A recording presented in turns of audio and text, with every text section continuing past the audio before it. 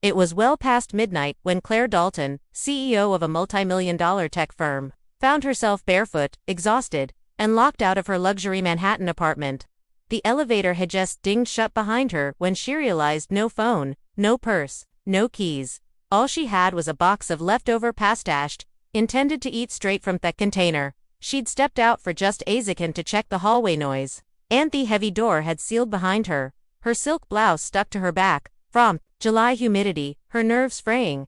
She sank onto the hallway floor, silent curses swirling in her mind. Of all nights after a brutal board meeting. After firing a VP who had been like a brother that's when she heard it. The creak of a stroller and the soft hum-off, a child singing.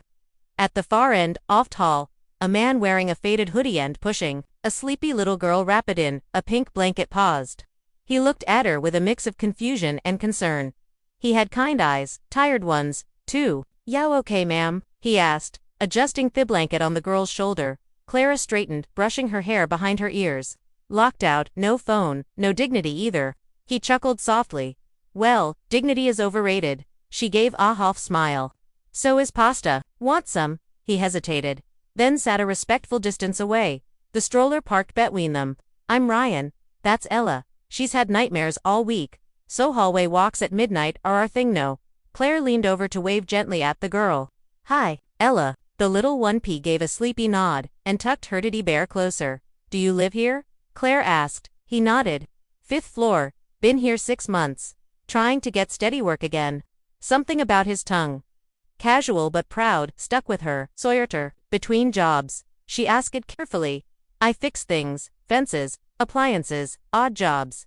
Did HVAC 4 years before the company folded." It's been a scramble, raising Ella solo. Claire blinked. A single dad alone in the city, yawned, still kind enough to sit with a silence settled and gentle, not awkward. Then Ryan rose. "Let me try some." He rummaged in the stroller's undergryer and pulled out a metal hanger. "Learned a few things in maintenance," he said with a wink. She watched, amused and curious, as he crouched beside her door, working the hanger with surprising skill. After 2 minutes and a soft click, the door gave way.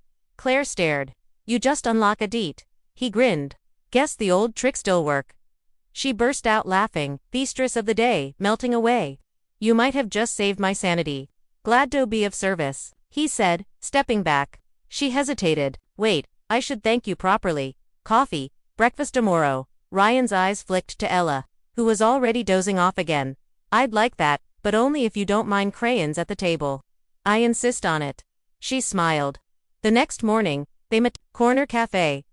Claire wore jeans. Ryan wore the same hoodie. Ella drew suns and stick people, while they sipped coffee and talked. For the first time in months, Claire didn't check her phone. Halfway through, Ryan looked up and asked, "So, what do you do, exactly?" She hesitated a little sheepish. "I run a tech company." "Well, a few. I'm Claire Dalton." There was a pause. His brow rose. "The Claire Dalton." She gave a modest shrug. "I don't usually get locked out." He laughed, a full relaw that made Ella giggle. "Well, Hesset sipping his coffee. Good to know CEO, need rescuing sometimes, too." 3 months later, Ryan was working full-time on site as a facilities consultant for Claire's new foundation, one that funded vocational training for single parents. It was his idea. He never asked for favors. She never offered pity. What grew between them was built on midnight pasta, hallway walks, and shared humanity. And every now and then, when Ella wanted to hear a bedtime story, Claire told her the one about the night ACIO locked herself out and let kindness in. Moral: sometimes the door that accidentally closes behind us leads to something unexpectedly open, a new friendship, a new chapter, and the kind of kindness the world needs more.